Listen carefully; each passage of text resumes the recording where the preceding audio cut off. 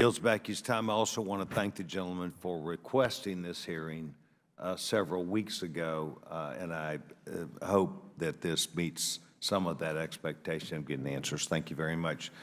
The distinguished gentleman from Maryland, the ranking member of the committee, my friend, Mr. Raskin, is recognized. Well, thank you, Mr. Chairman, very kindly for recognizing me.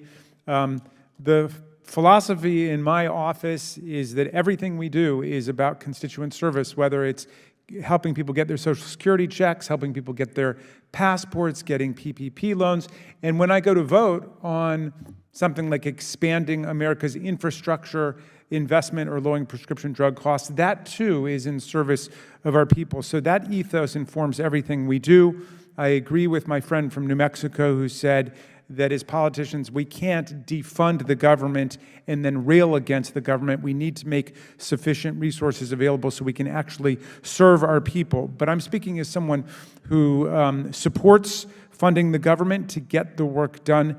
And I've had some problems. And I want to start by referring to a constituent who's immunocompromised and applied for disability benefits from SSI in spring of last year, and she quickly got a denial for a non-medical reason.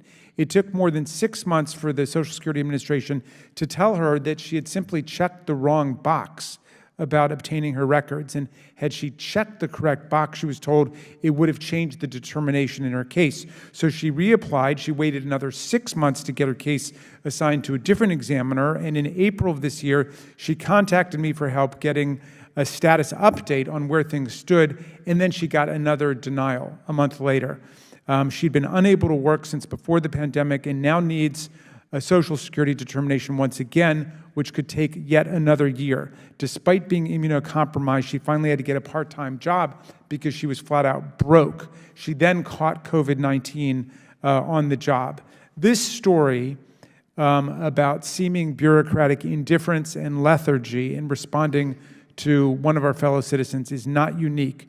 My district office hears hundreds of cases like this every year from desperate constituents who've been waiting and cannot get a status update from federal agencies like Social Security, which is probably not the worst from my experience. Mr. Poist, what is causing these delays, and what can Congress do to help to remove the logjam? Sure. So thank you so much for that question. And we've got a lot of challenges with the initial disability process, and do feel deeply for that the delays that constituent waited. So a lot of problems leading into the pandemic relating to long wait times, pendings growing, led mostly by recruitment and retention challenges in our states. Again, that worsened during the pandemic. I think we got a good plan in place to reverse course here. Really, what can Congress do? That's support the fiscal year 2024 President's budget request that allows us to rebuild staffing at both the agency and in our state DDS partners. Staffing is probably the #1 concern in those state DDSs. I mentioned previously that we've seen record high attrition the last 3 years in those state DDSs. We're also working on a comprehensive plan for the initial disability backlog that we hope to release sometime later this year. But I hope you do that sooner rather than later. We don't want a backlog in the plan to deal with the backlog, if we can move that quickly. And I appreciate your hard work on this. And if there's anything we can do to help, let us know. It's hard to think of anything more important to us.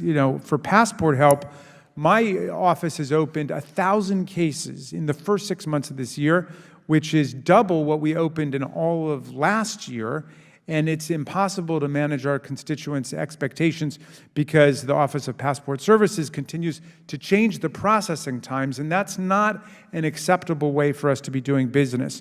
Recently, the Washington Passport Agency, which is the passport office closest to my district, announced it can no longer help with congressional inquiries on behalf of our constituents. We're told that only in cases of life or death emergency can we work to schedule our constituents for appointments. But if the constituent is on the phone all day and randomly manages to get through to the National Passport Information Center themselves, the call representative can then schedule a local appointment even without a life or death emergency. So, Ms. Bitter, why are the congressional office is encountering such radical discrepancies in policy and inconsistency about whether and when and how we can actually help our constituents get their passports?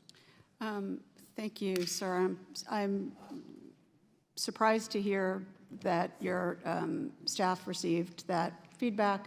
I really appreciate it. Now that we know we can fix it, that is not our policy. Can we contact you? Yes. Because I've got people working full-time on this now. We would be grateful, actually. We work very closely with Constituent Services staff. We would be grateful to be in touch with your team. Okay. My staff is very nice, and they're very good and So is serious. mine, and I we will promise. get in touch. All right, good. Then we'll be able to remove some of the obstacles here. I appreciate that. And I yield back to you, Mr. Chairman. Thank you for calling this important hearing. Yes, sir, and I thank the distinguished gentleman for taking time not only to join us, but for his specific information that would be aimed at helping those organizations achieve a better viewpoint. Thank you, sir. The gentlewoman from Colorado, Ms. Boebert, is recognized.